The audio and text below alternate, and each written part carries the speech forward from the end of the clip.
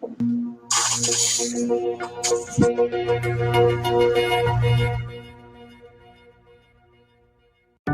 ने कर रखा है परेशान, बिना सैनिटाइजेशन के तो अब गुजारा ही नहीं। लेकिन हर चीज पर तो सैनिटाइजेशन का इस्तेमाल नहीं हो सकता।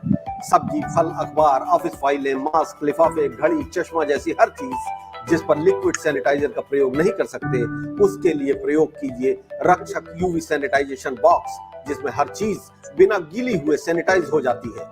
इस बॉक्स की खूबी है कि ये पूरी तरह मेड इन इंडिया है और इसे आईआईटी के इंजीनियरों ने बनाया है। तो जल्दी अपने घर और ऑफिस में ले आइए रक्षक यूवी फिल्टर बॉक्स और हो जाइए निश्चिंत। नमस्कार, जुबली पोस्ट के खास कार्यक्रम एडिटर्स टॉक में आपका स्वागत है। मैं हूं उत्कर्ष सिन्हा। कोरोना वायरस का देश की अर्थव्यवस्था पर काफी निगेटिव असर पड़ा है। इस महामारी को फैलने से रोकने के लिए जब लॉकडाउन लगाया गया, उसके बाद लोगों के सामने रोजगार का बड़ा संकट खड़ा हुआ। लॉकडाउन की अवधि के दौरान अब तक 24 मार्च से लेके अगर देखें तो भारत में बेरोजगारी दर 20% से ऊपर रही है। कंपनियों की तरफ से कर्मचारियों को नौकरी से निकाले जाने की खबरें हर रोज आती हैं। सरकार दावा करती है, अपील करती है, कहती है कि नौकरियों से ना निकाला जाए, लेकिन नौकरी देने वाले भी परेशान हैं। उनका भी कारोबार मंदी का शिकार हो चुका है। तो क्या करें? CMIE यानी centre for monitoring Indian economy की ताजा रिपोर्ट ये कहती है कि 24 मई को खत्म हुए जो हफ्ता खत्म हुआ था, उसमें बेरोजगारी की दर 24.3% रही। ये दर्शाता है कि 20 अप्रैल से जो लॉकडाउन में ढील दी गई थी, उसके बावजूद रोजगार के हालात नहीं बदले। जॉब डेटा के शुरुआती अनुमान बताते हैं कि कोरोना महामारी के कारण बेरोजगारी दर 23.4% पर पहुंच गई है। हमारी अर्थव्यवस्था भी काफी नीचे गई है। कुछ समय पहले जब ये महामारी नहीं आई थी, तो हमारे देश के प्रधानमंत्री ने बताया था कि हम $5 ट्रिलियन की इकोनॉमी वाले स्लैब में जाने वाले हैं। भारत एक बड़ी अर्थव्यवस्था के तौर पर उभरेगा। लेकिन कुछ ऐसा हुआ कि दावे अपनी जगह रहे और हकीकत बदल गई। भारत के पूर्व प्रमुख जो स्टैटिस्टिकल सर्वे के जो प्रमुख थे, प्रणव सेन, उनका अनुमान यह है कि लॉकडाउन जब खत्म हुआ, उसके बाद भी लगभग 5 करोड़ लोगों ने अपनी नौकरियां खो दी। डॉक्टर सेन ये कहते हैं, तो ये भी कहते हैं साथ में कि कुछ लोगों को टेम्पररी घर भेजा गया है, इसलिए एक्चुअल पिक्चर नहीं अभी सामने आ रही है, लेकिन खतरा बहुत बड़ा है। लौटने के बाद रोजगार क्या होगा, ये अभी नहीं कह सकते। एक ऐसी हकीकत है जहां पर सरकारें भले मुंह मोड़ रही हों, सरकारें भले ये कह रही हों कि साहब सब कुछ नियंत्रण में है, हम संघर्ष कर रहे हैं, हम नए कानून बना रहे हैं, नए नियम बना रहे हैं, जिसके बाद स्थिति बदलेगी। मगर अगर हम और आप अपने अगल बगल निगाह लगाते हैं तो हमको दूसरी तस्वीर दिखाई देती है। हमें ये तस्वीर दिखाई देती है कि देश में रोजगार के ऊपर संकट तो है। अब ये संकट खत्म कैसे होगा? एक टेम्पररी बात है कि भाई कोरोना ने बहुत सारे रोजगार बाधित कर दिए, बहुत सारे कारोबार बंद करा दिए, इसलिए ये है। लेकिन अगर उसके पीछे भी जाके देखें आप, कोरोना के पहले तो हालात कोई बहुत अच्छे नहीं दिखाई दे रहे थे।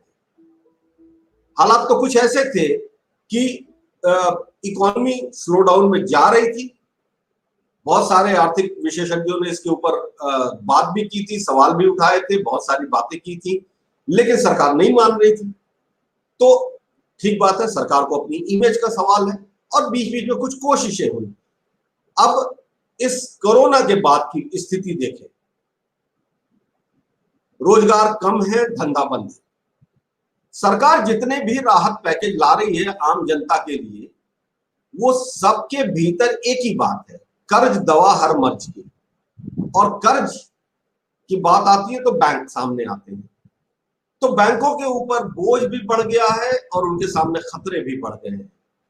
पहले ही ये कहा गया था कि बैंकों के कर्ज की किस्त जमा करने पे मोरेटोरियम दिया गया था, तो चलिए वो एक तात्कालिक राहत था, लेकिन बैंक की सेहत पर तो फर्क पड़ा, टेम्पररीली पड़ा। लेकिन अब जब नौकरी ही नहीं है तो जिन लोगों ने कार के लिए, मकान के लिए, कारोबार के लिए लोन लिए थे, क्या वो लोन चुकाने की स्थिति में है?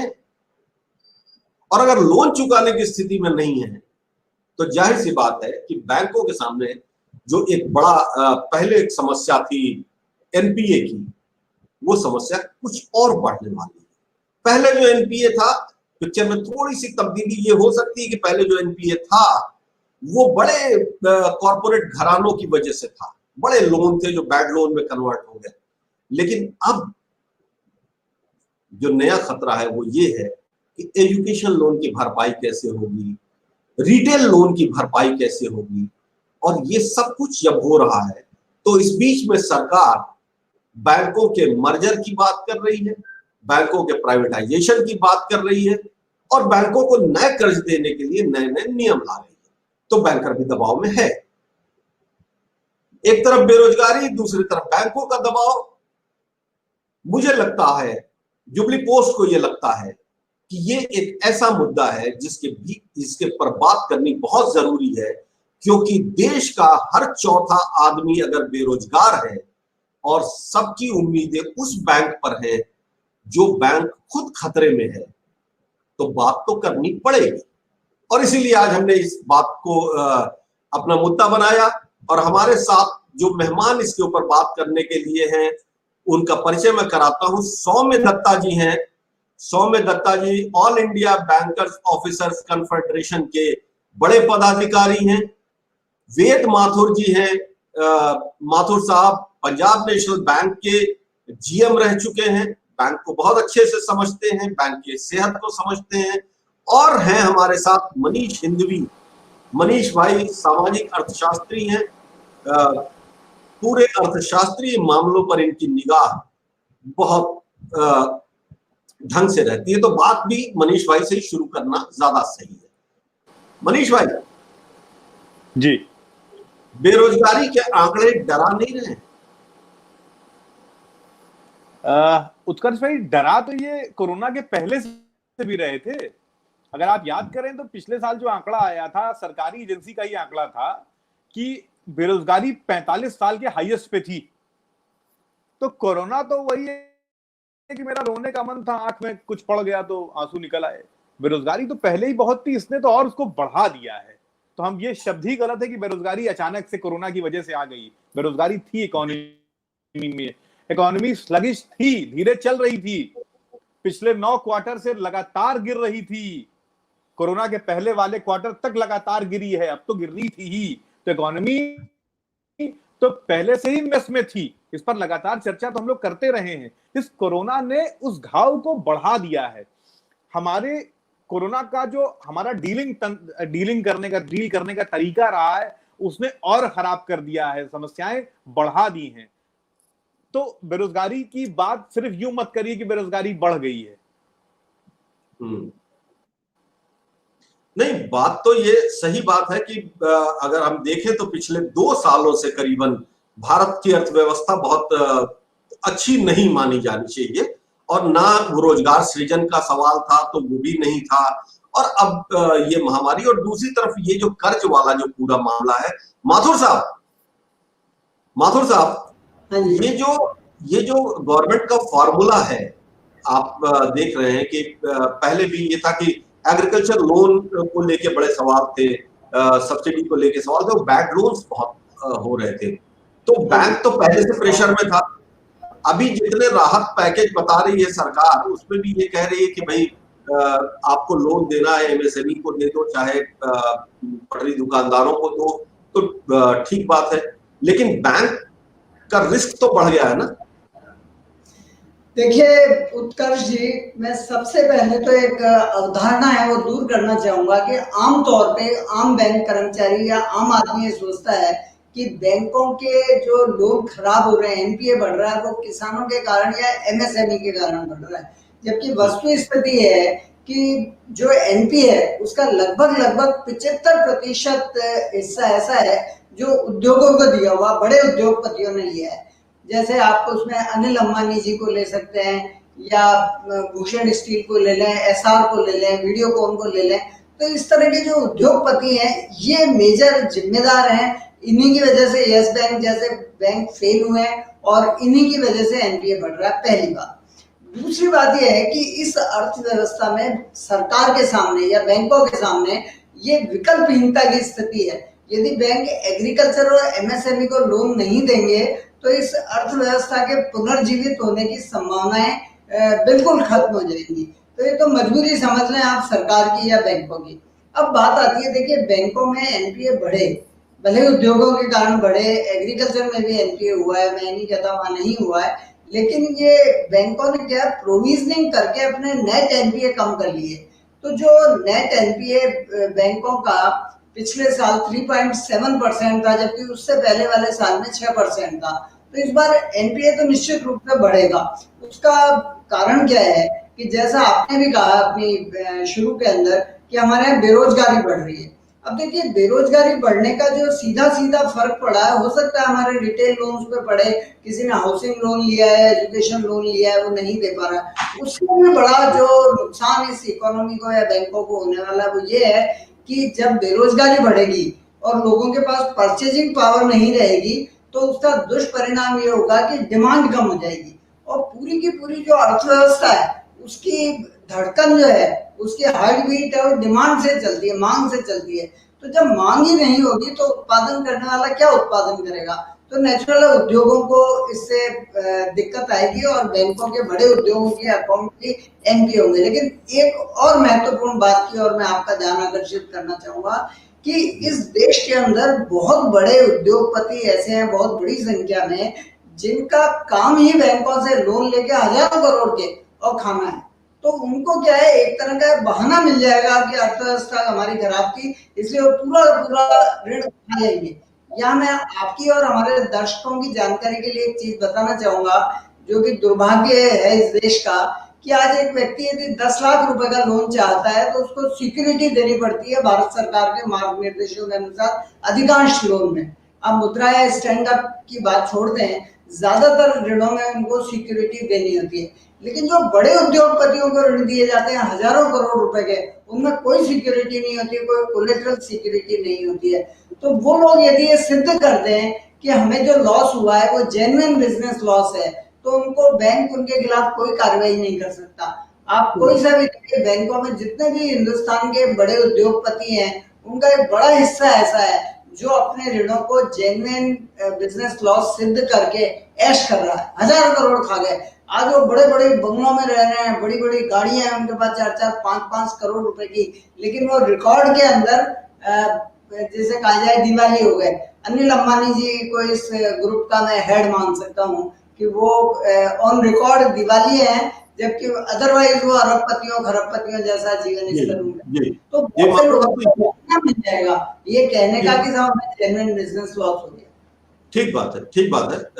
ये बात बिल्कुल सही है आपने कही कि एक तो ये जो मिथ है कि भाई छोटे लोन्स जो हैं ज्यादा बड़ा प्रेशर बनाते हैं, लेकिन जो दत्ता साहब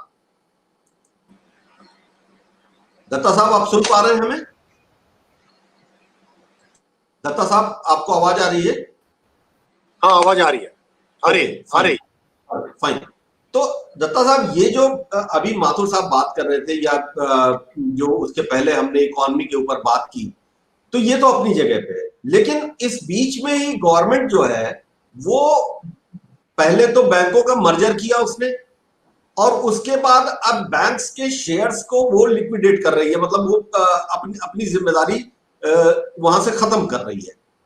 तो ये पूरी स्थिति जो है वो स्थिति क्या आम जनता के लिए अच्छी है? सबसे पहले मैं जुबली पोस्ट का आभार व्यक्त करना चाहता हूँ कि अब ये जलते हुए मुद्दे पर मेरे को शामिल किया है, मेरे विचार प्रकट करने के लिए एक मौका दिया गया। तो मैं उत्कर्ष सिन्हा साहब को नमस्कार नमन कर रहा हूँ। सर हमारा तो काम ही यही है जी। आप जो काम कर रहे हैं, जो आपका ये जानकारी आम जनता जो देख रहे हैं, जो ये टीवी चैनल देख रहे हैं, जो शो देख रहे हैं, काफी कुछ जान उसका समझ में आ रहा है। मैं सबसे पहले कुछ आंकड़े के बारे में हम चर्चा करूं। आपने कुछ आंकड़े दिखाया है, मैंने कहीं ऐसे पढ़े हैं। अभी ये कोरोना के बाद करीब 14 करोड़ लोगों का बेरोजगार हो गया। जब 24 करोड़ जैसे डेली वेज अर्नर है उनका नौकरी गया। 35% जो छोटे या मध्यम जो उद्योग है उसके सामने अभी क्लोजर का डर है। करीब 40 करोड़ लोग भूखमरी के कगार पे है। आप 48 लाख सरकारी कर्मचारी को डीए और 68 लाख सेवानिवृत्त सरकारी कर्मचारी को डीए फ्रीज किया गया है। 22 बार पेट्रोल डीजल का प्राइस राइज हुआ है। तो और रेलवे का बात सुन रहा है, प्राइवेटाइजेशन हो रहा है। बहुत जगह बहुत चैनल में ऐसे बात चालू है, 4 बैंक प्राइवेटाइज होगा। पब्लिक सेक्टर के ऊपर दबाव है। हर पब्लिक सेक्टर को जो इंडस्ट्रियलिस्ट है वेद माथुर साहब अच्छा एक बहुत अच्छा चीज बताया। हमने भी करीब 34 साल बैंक में नौकरी हो गया। अभी तक बहुत सारे सिक इंडस्ट्रीज देखे हैं, लाखों, लेकिन अभी तक एक भी सिक इंडस्ट्रियलिस्ट नजर में नहीं आया। तो देखने में क्या है, क्या खाते हैं, क्या पहनते हैं, क्या रिक्शा इस्तेमाल कर रहा है या BMW या मर्सिडीज, ये अभी देखने में आया नहीं। जो हम देखते हैं, जो जिसका नाम लिया है, ऐसे बहुत सारे इंडस्ट्रीज जो सिक है हम सामने देखे हैं, उसको देखने की एक बूंद भी ऐसे ये इंडस्ट्री सिक है। ये पब्लिक सेक्टर बैंक करोड़ों रुपया कर्जा लिया है, तो देखने से पता नहीं चलता है। तो अभी जो मुद्दे हैं, बैंक को कितना दबाव है। एक चीज हमारा वेद माथुर साहब को पता है कि पिछले 28 फरवरी से 1 अगस्त आरबीआई को जो पॉलिसी है तो स्टैंड स्टिल लगा दिया है। मतलब एनपीए के बारे में स्टैंड स्टिल लगा दिया। जैसे 31 अगस्त के बाद अभी क्या पता नहीं है, वेद माथुर साहब शायद और बेहतर बता पाएंगे। 31 अगस्त के बाद आरबीआई का क्या नीति होगा। जो अभी एनपीए डिक्लेयर किया नहीं, मोरेटोरियम दिया हुआ है। छोटे उद्योग को, जो मध्यम या बिजनेसमैन या रिटेल सेगमेंट को जो मोरेटोरियम है, ये अगर मोरेटोरियम उठा लिया गया आरबीआई, तो जो ब्याज है, जो ईएमआई है, अगर लागू हो जाएगा तो क्या होगा बैंक का, ये सवाल है। तो एनपीए डेफिनेटली बढ़ेगा। और जो एडिटर साहब ने कहा है कि अभी देखिए, हमारा एआईबीओसी की तरफ से ऑनरेबल फिनेंस मिनिस्टर का हमने एक श्वेत पत्र भेजे थे, ताकि हमने बोला क्यों इसी कोरोना के टाइम क्यों बैंक मर्जर हो रहे हैं, क्योंकि इंटीग्रेशन हुआ नहीं, कोई टेक्नोलॉजिकल इंटीग्रेशन होगा नहीं, 1 साल के अंदर होगा होने का संभावना भी, उम्मीद भी नहीं है। तो इसी स्थिति में अगर बैंक मर्जर हो जाए तो इसके भारी असर पड़ेगा एनपीए पोजीशन के ऊपर, क्योंकि अलग अलग टेक्नोलॉजी, एचआर पॉलिसी एकदम अलग है। तो जो बैंक का जो इंटीग्रेशन है, अभी बैंक ऑफ बड़ौदा और देना बैंक और विजया बैंक का टेक्नोलॉजिकल इंटीग्रेशन हुआ नहीं, करीब 1.5 साल हो गया। 1.5-2 साल बाद भी 100% टेक्नोलॉजिकल इंटीग्रेशन होने का उम्मीद नहीं है। तो इसी स्थिति में जो अभी जो पॉलिसी है, तो हमको जो लग रहा है अभी सिर्फ मेडिसिन या ग्रोसरी, ये जो ट्रेडर है, इसके अलग जो और बाकी जो उद्योग है, जैसे टेक्सटाइल है, जैसे हेवी जो रियल एस्टेट है, तो कैसे ये उद्योग चलेगा, ये सवाल है। तो जो अभी जो स्थिति है, जो कोरोना के बाद हमको देख रहे हैं, पहले तो मनीष इंवी जी का अच्छा, ये जो है टेक्निकल टर्म है, हम स्लो डाउन कहते हैं। टेक्निकल टर्म, जब तक जीडीपी नेगेटिव नहीं होगा तब तक हम रिसेशन नहीं कर पाए सर। हम ये टेक्निकल टर्म जार्गन यूज करते हैं कि स्लो डाउन है। तो ये स्लो डाउन का असर तो भारी पूरी दुनिया देख रहे हैं, ये तो सिर्फ इंडिया के नहीं है, whole world is experiencing such slowdown. तो बैंक के ऊपर खासतौर से जो पब्लिक सेक्टर बैंक है, जो एक तरह जो ऐसे एनपीए का जो बोझ है, और दूसरी तरफ गवर्नमेंट का जो दबाव है, जो डिमांड क्रिएट करने के लिए, मैंने हमारा एआईबीओसी की तरफ से ये भी बोला कि हर अकाउंट में अगर हर नागरिक के पास अगर कुछ कैश फ्लो अगर नहीं होगा, बिजनेस का कैश फ्लो बंद हो गया, कम हो गया, तो अगर डिमांड कैसे, डिमांड साइड सप्लाई साइड के बात सब कर रहे हैं, लेकिन डिमांड साइड के बारे में चर्चा नहीं हो रहा है जी। तो इसी का हमारा ये विचार है। नहीं नहीं, ठीक बात है, और अभी और भी बात करेंगे, क्योंकि ये एक ऐसा मसला है जिसके ऊपर आम जनता को बहुत कुछ नहीं पता होता है। आम जनता तो कुछ भाषण सुनती है, कुछ उसको ये बताया जाता है कि उसकी जिंदगी में बड़ा तब्दीली आ जाएगी, साहब बैंकों का मर्जर होगा तो बैंक बड़े हो जाएंगे, ये सब कुछ बहुत आराम से समझा दिया जाता है, लेकिन उसको ये नहीं समझ में आता है कि, और वो ये कहता है कि भैया हमें तो प्राइवेट सेक्टर के भीतर जो है सर्विस बहुत अच्छी मिलती है, ये बड़ा एक परसेप्शन बना हुआ है। लेकिन वो ये भूल जाती है कि जो सिक्योरिटी है, जो एक कॉन्फिडेंस है जो पब्लिक सेक्टर बैंक्स के ऊपर है, वो सिक्योरिटी, सेंस ऑफ सिक्योरिटी, उसका क्या होगा, क्योंकि प्राइवेट बैंक्स की अकाउंटेबिलिटी उस तरह से नहीं है। हमने देखा अभी कुछ दिन पहले यस बैंक वाला जो मामला है, ये कई बार हम लोगों ने इसके ऊपर चर्चा भी की है और उसके बाद बात हुई। अभी मनीष भाई, एक चीज ये भी सामने आती है, क्योंकि ये प्रोग्राम जो है आप पहले भी शामिल हुए, मैं अपने दर्शकों को जो नए जुड़ रहे हैं एडिटर्स टॉक से, उनको मैं ये बात एक बार फिर स्पष्ट कर दूं कि हमारा ये प्रोग्राम कोई रूटीन की पॉलिटिकल डिबेट की जैसा नहीं होता। ये एक समझने और समझाने की बात होती है, एक ऐसा मुद्दा जिसका आपकी जिंदगी पर बड़ा सीधा असर पड़ने वाला है, आप उसको माने या ना माने। बहुत सारे जगहों पे बहुत सारी बातें होती हैं, लेकिन हम हमेशा ऐसे मुद्दों पर बात करते हैं जो दरअसल आपको फर्क डालने वाले। मनीष भाई, एक कमेंट आया है, वो ये कमेंट है कि किसान लोन ना वापस करे तो उसका खेत बिकेगा, लेकिन उद्योगपति ना वापस करे तो बैंक बिकेगा। सरकार जनता की पूंजी और संपत्ति क्यों बेचे, उनको ये अधिकार किसने दिया है?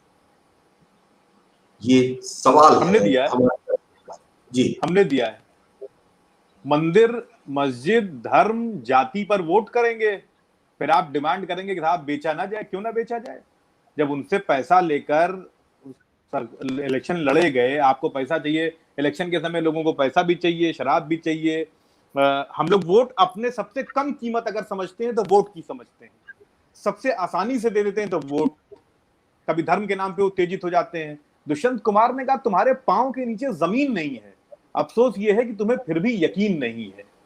तो यही बात हमारे यहाँ लागू होती है कि हम कभी डेवलपमेंट के मुद्दों पर चुनाव लड़ते कहां हैं, कहां। जैसे बैंकों का ये बुरी हालत हो रही है, पीएसबीज वो बैंक है जिन्होंने 50 साल इस देश की अर्थव्यवस्था को ताकत दी, पब्लिक सेक्टर बैंकों ने। हमारा विश्वास है पीएसबीज पर, पब्लिक सेक्टर बैंक्स पर। ये फाइनेंशियल इंक्लूजन जिसकी हम बात करते हैं, वित्तीय समावेश, उसको ताकत देता है ये पीएसबी। लेकिन क्या हम इस पर विचार कर रहे हैं कि इन बैंकों के साथ क्या हो रहा है? कहीं आपने किसी आम आदमी के मुंह से चर्चा सुनी? ऐसा भी नहीं कि लोग इतने अनभिज्ञ हैं कि वो जान ही नहीं पा रहे कि पीएसबी के साथ क्या हो रहा है। ये मर्जर के नाम पे जो तमाशा हो रहा है, जो प्राइवेटाइजेशन के नाम पर तमाशा हो रहा है, जिस एलआईसी पर आप इतना भरोसा करते हैं, आप देखिएगा कल को वो भी प्राइवेटाइज हो जाएगी। क्या इतने बड़े प्राइवेटाइजेशन के लिए भारत तैयार है?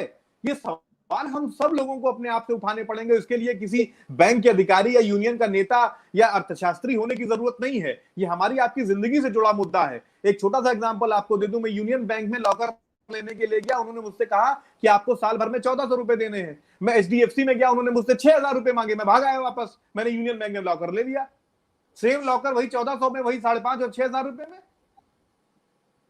प्राइवेट बैंक्स खोले गए एलीट लोगों के लिए, एक तबके के ऊपर के लोगों के लिए, जिनको नमस्कार भी चाहिए, जिनको बैठाया भी जाएगा, लेकिन फिर उनसे 3 लाख रुपए 4 लाख रुपए की एफडी भी तो कराई जाएगी। जो 400 रुपया लेके घूम रहे हैं उनको जाना पड़ेगा एसबीआई में, उनको जाना पड़ेगा पीएनबी में। लेकिन कल को यही एसबीआई और यही पीएनबी वो नहीं रह जाएंगे जिनको हम समझ कर जा रहे हैं। फिर वहां पर भी नमस्कार दुआ बंदगी उन्हीं के लिए होगी जो 3 लाख रुपए जमा करेंगे।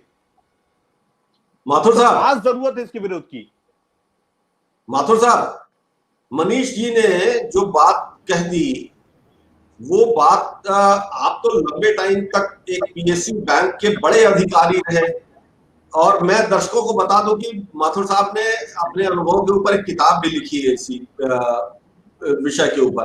तो क्या आपको लगता है कि जब सरकार प्राइवेटाइज करने जा रही है बैंकों को, पीएसयू के बैंक्स को मर्जर कर रही है, फिर उसके बाद उसको लिक्विडेट कर रही है अपने शेयर्स को वहां से, तो क्या कॉमन मैन, जो आम आदमी, या मैं फिर उसको जोड़ूंगा बेरोजगारों से, या जो सेल्फ एम्प्लॉयमेंट के वो लोग हैं जिनको थोड़े पैसे की जरूरत है, जिनको बड़ी गाड़ियां नहीं चाहिए, जिनका 1000 करोड़ का प्रोजेक्ट नहीं है, उनका प्रोजेक्ट कुछ लाख रुपए का है, जो मुद्रा लोन की बात थी, जो इस तरह के जो एजुकेशन लोन की बात थी, जिनको प्रधानमंत्री जी ने कहा है कि सबको छत देंगे, वो छत के लिए लोन लेने, तो उनके पॉकेट के ऊपर, उनके मनोबल के ऊपर, दोनों के ऊपर क्या असर पड़ेगा सर?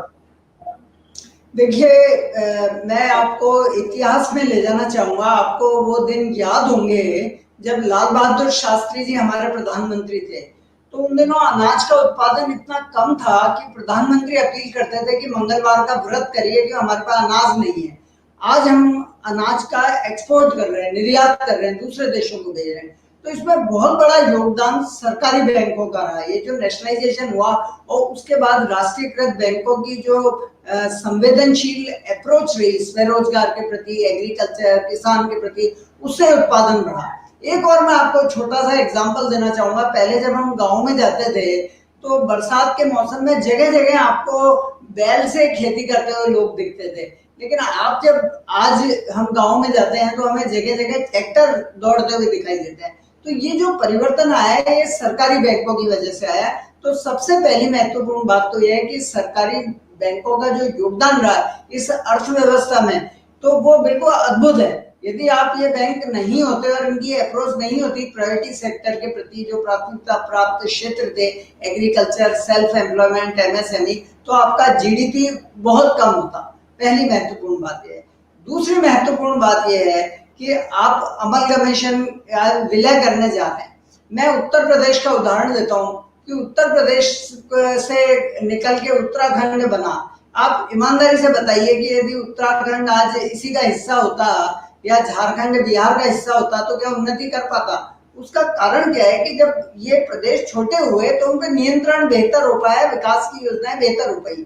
तो जो बैंक आपके सरकारी बैंक, जो 4000 5000 ब्रांचों में हम ठीक से उनको मॉनिटर नहीं कर पा रहे थे, क्या 20000 15000 ब्रांचेज होने पे क्या हम उनको नियंत्रित कर पाएंगे? क्या हम उनमें फ्रॉड को रोक पाएंगे? तो पहला इश्यू तो ये है। दूसरा महत्वपूर्ण इश्यू ये है कि जो सरकारी बैंक है, दरअसल सार्वजनिक क्षेत्र के बैंकों में नाम उनका भले ही सरकारी हो, लेकिन दरअसल उनका जो मैनेजमेंट है, कायदे से, सिद्धांत है, थ्योरेटिकली वो प्रोफेशनली मैनेज्ड रहा है और उसके लिए बोर्ड ऑफ डायरेक्टर होता है।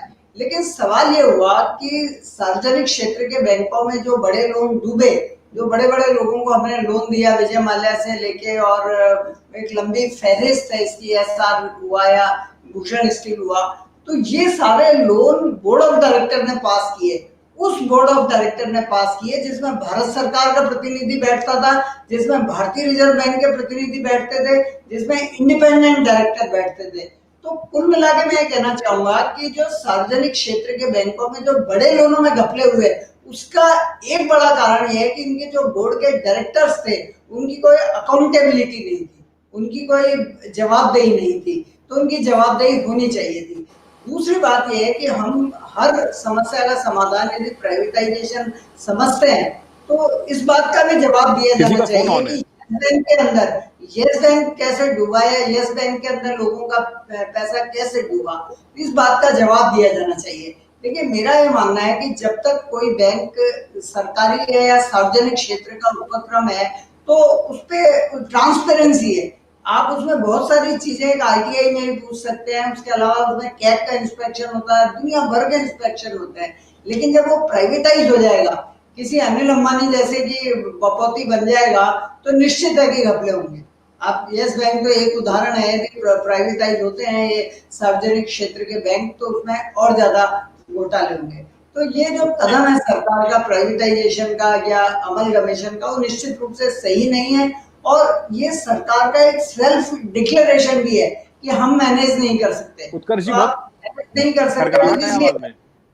अच्छा, मैं देख लेता हूँ। मैं एक चीज जो बात ये पूछना चाह रहा था सौम्य दत्ता जी से कि एक टाइम में बैंक्स की, यूनियंस की ताकत बहुत मजबूत थी और हम मानते थे कि वो चीजें अपने हिसाब से करा लेते हैं।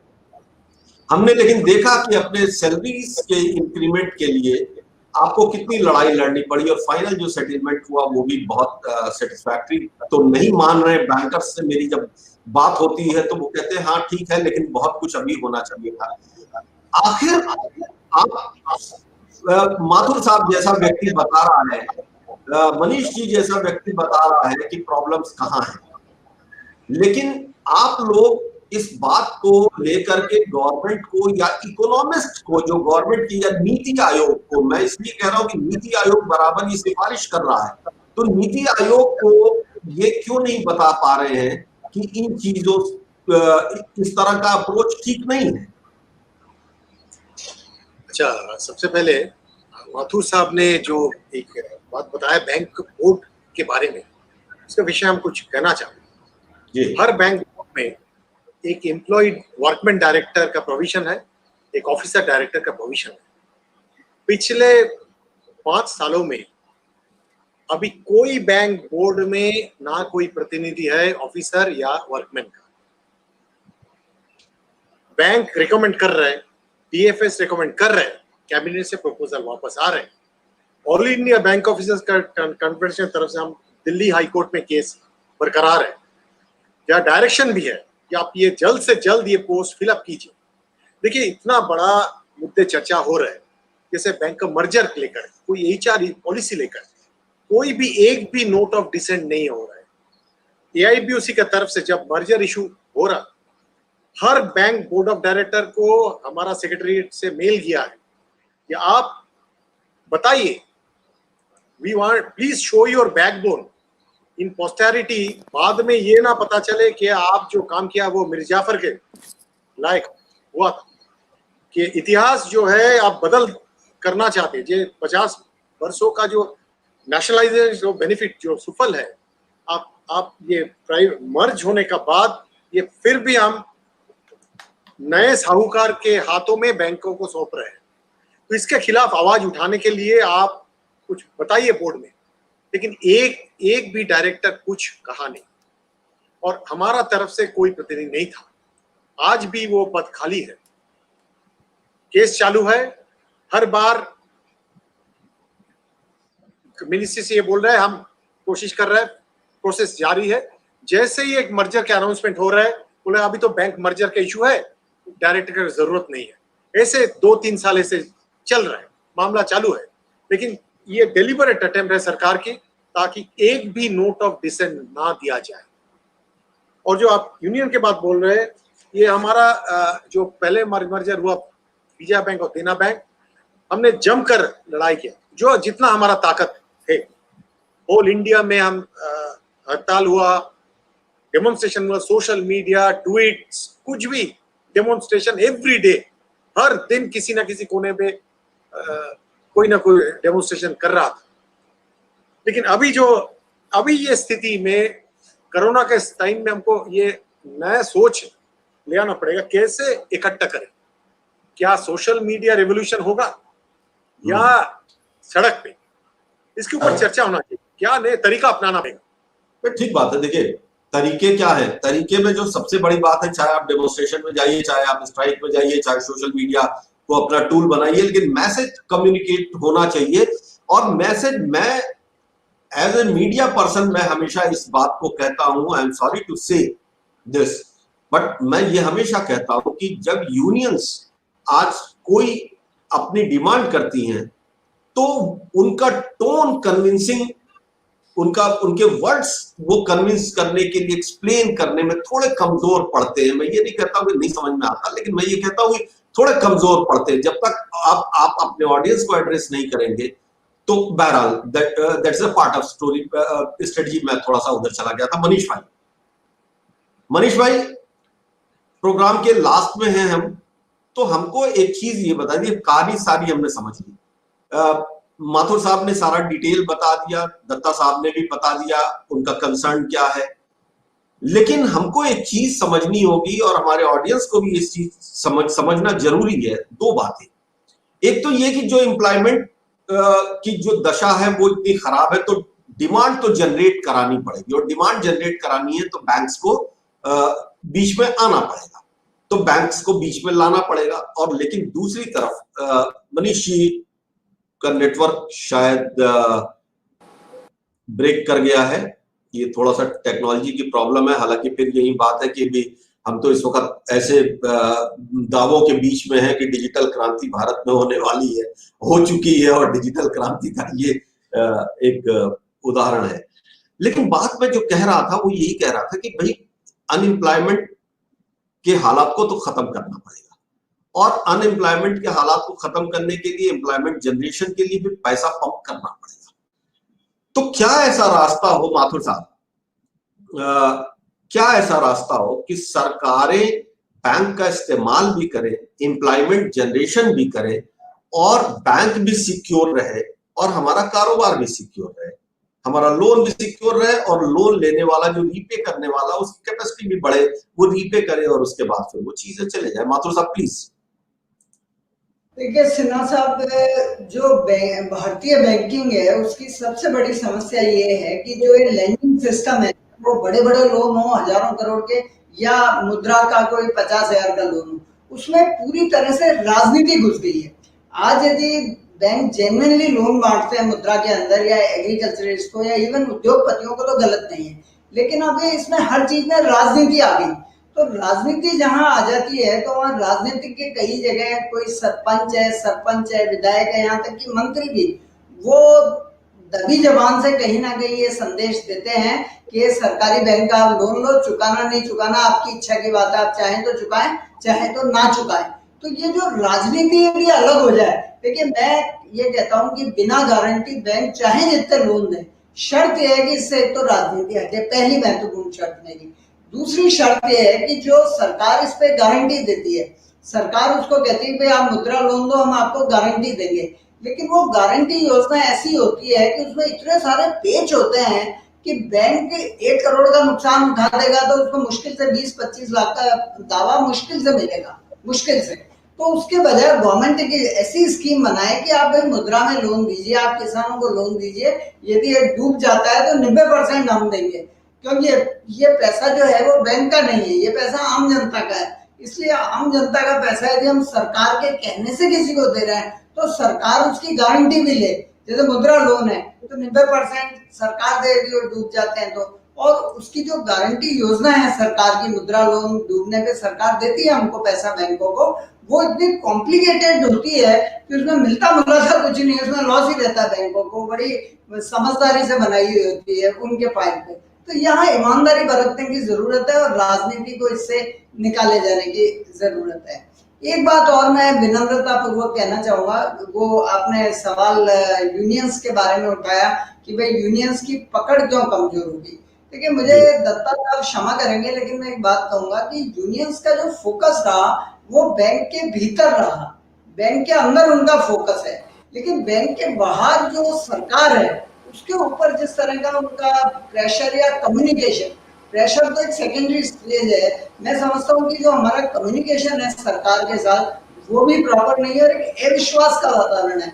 उनको ये सरकार को लगता है कि यूनियन हमारे खिलाफ है तो इनकी बात ना सुनी जाए। तो ये मुझे ऐसा लगता है कि ये थोड़ा सा यूनियंस को अपना जो दृष्टिकोण है उसे बदलना होगा। एक और महत्वपूर्ण बात है जो बड़ी विवादास्पद है, लेकिन दत्ता साहब उससे एग्री करेंगे कि जब हम लोग 40 साल पहले बैंक में नौकरी करते थे, 35 साल पहले नौकरी करते थे, मैं खुद एसोसिएशन का लीडर रहा हूँ, उस समय हम लोग बोलते थे और बाकी लोगों के बिहाफ पे हम बात करते थे।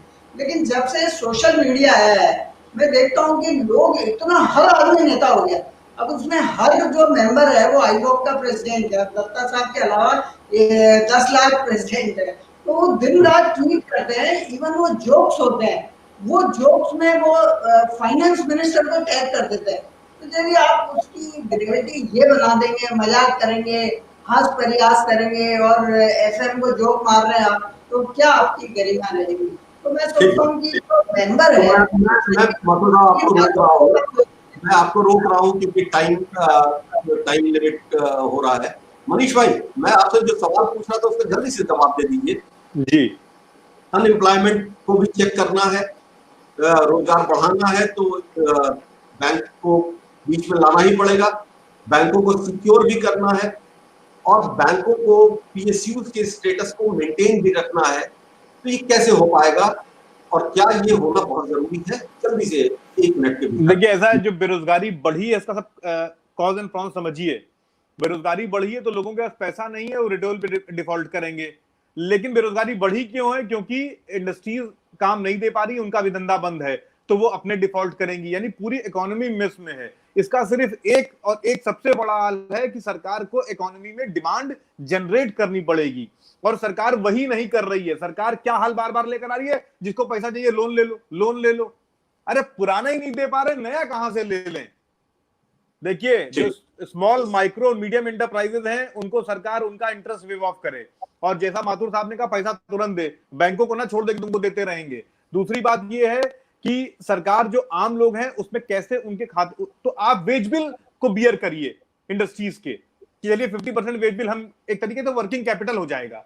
तो आप कैसे लोगों के हाथ में पैसा दे सकते हैं? जो आपने 21 लाख करोड़ का तमाशे वाला जो राहत पैकेज दिया था, जिसमें आपने दिया 1,83,000 करोड़, ये तमाशे बंद कर दीजिए, लोगों के हाथ में पैसा दीजिए, डिमांड जनरेट होगी, इकोनॉमी अपने आप पटरी पे आ जाएगी।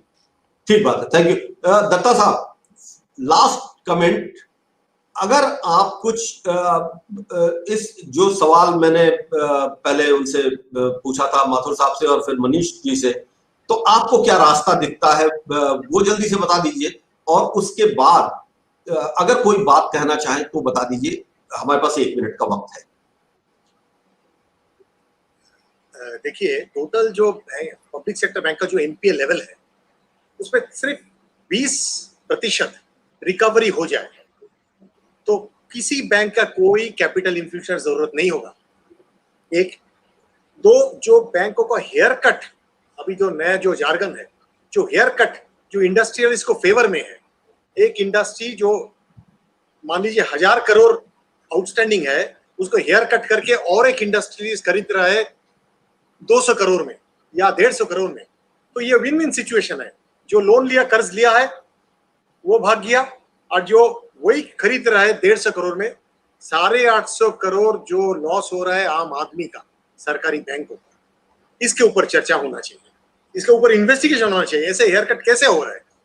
एक आयरन एंड स्टील इंडस्ट्री बिक रहा है 150 करोड़ में, जिसका आउटस्टैंडिंग था करीब 700 करोड़। ये हो सकता है क्या? भाग गया रुपया लेकर। इंडिविजुअल प्रोमोटर का अपना जो वेल्थ जो क्रिएट हुआ है, उसका बारे में चर्चा होगा नहीं, इसके ऊपर चर्चा होना चाहिए। ये है एक मुद्दे है। और जो आपने कहा, ये सोशल मीडिया है, बहुत डॉक्टरेट अभी है, व्हाट्सएप यूनिवर्सिटी का घूम रहा है मार्केट में, तो माथुर साहब ने कहा है।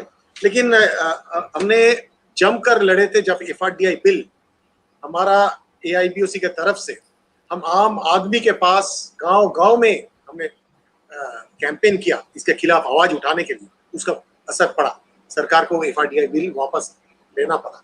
तो ऐसे जंग के लिए हम तैयार हैं, ऐसे जंग के लिए हम तैयार हैं, ये हम सबको बताना चाहते हैं। ठीक। और इस प्रोग्राम में कुछ दर्शक और अपने कमेंट्स कर रहे थे, मैं जल्दी जल्दी पढ़ देता हूं क्योंकि प्रोग्राम का टाइम खत्म हो गया है। सौरभ श्रीवास्तव कह रहे हैं कि सरकार आत्मनिर्भर पैकेज की बात करती है, सरकार मेक इन इंडिया की बात करती है, लेकिन बड़े पैमाने पर जनता को लाभ और रोजगार देने वाले बैंकों को बंद करना चाहती है। इससे जनता को क्या फायदा होगा? धीरेन्द्र अस्थाना का कमेंट है कि आज क्या बैंक यूनियन कमजोर साबित होते दिखाई दे रहे हैं जो सरकार अपनी मनमानी कर रही है? तो ये बड़ा सवाल है जिसके ऊपर बात बैंक यूनियंस को सोचना होगा, और ये सवाल अभी हम लोग डिस्कस भी कर रहे थे। कुल मिला के बात यह है कि एक ऐसी स्थिति फंसी हुई है जब रोजगार के अवसर भी बढ़ाने हैं और बैंकों को कम से कम खतरे में डालना। मगर दुर्भाग्य ये है कि हमारे नीति नियंता जो सोच रहे हैं वो सिर्फ एक पहलू को सोच रहे हैं। वो ये तो चाहते हैं कि बेरोजगारी खत्म हो और रोजगार के अवसर बढ़े, लेकिन जो उनकी नीतियां बन रही हैं वो कहीं किसी दूसरे के फायदे के लिए ज्यादा है। बैंकों के ऊपर दबाव ज्यादा बन रहा है और एक स्पष्टता कहीं ना कहीं कम हो रही है, जिसमें नियत और नीति का फर्क सवाल के घेरे में है। तो ये थी बात। देश के सामने जो इस वक्त संकट है, बेरोजगारी का बढ़ता हुआ संकट है और साथ में बैंकों की खतरे की है। तो आज हमने इसी मुद्दे के ऊपर बात की और मेरे साथ जो जुड़े वेद माथुर साहब, मनीष जी और सौम्य दत्ता जी, आप लोगों का बहुत बहुत धन्यवाद। और इस मुद्दे पर हम जुबली पोस्ट की तरफ से लगातार कमिटेड है कि हम बैंकर, इकोनॉमी और पब्लिक के रिश्तों के ऊपर लगातार बात करते रहते हैं। हम फिर मिलेंगे, आपको हम फिर तकलीफ देंगे, आए और अपनी बात पब्लिक को ज्यादा क्लियर तरीके से समझाएं, क्योंकि एडिटर्स टॉक एक ऐसा शो है जहां पर हम किसी विषय को समझने की कोशिश करते हैं, आम जनता को समझाने की कोशिश करते हैं, जिससे वो अपना मन बनाए। मनीष भाई कह रहे थे कि भारत भावनाओं का देश है और भावुक होकर हम वोटिंग करते हैं। मैं आज हमारे जुबली पोस्ट में एक यूएस की एक राइटर, कंट्रीब्यूटर है, फ्रीलांस राइटर, उन्होंने एक आर्टिकल लिखा है कि यूएस के इलेक्शन में जो एक बड़ा मुद्दा है वो क्लाइमेट चेंज का मुद्दा है। क्या हम भारत के संदर्भ में ये बात सोच सकते हैं, इसकी कल्पना कर सकते हैं कि यहाँ क्लाइमेट चेंज एक मुद्दा बनेगा? या ठीक है, क्लाइमेट चेंज मुद्दा ना बने चुनाव में, लेकिन रोजगार तो मुद्दा बन ही सकता है। हमें भी सोचना होगा, हमारे जनता को भी सोचना होगा, दर्शकों को सोचना होगा। तो सोचना शुरू करिए, सही मुद्दों की तलाश में जाइए।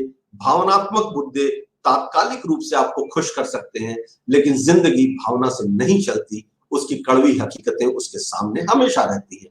आज के लिए एडिटर्स टॉक में इतना ही। आप सब हमारे साथ जुड़े, आपका बहुत बहुत धन्यवाद। कल फिर मिलूंगा एक ऐसे ही जनता से जुड़े मुद्दे के साथ, एक ऐसे ही सरोकार के साथ। तब तक के लिए धन्यवाद, नमस्कार।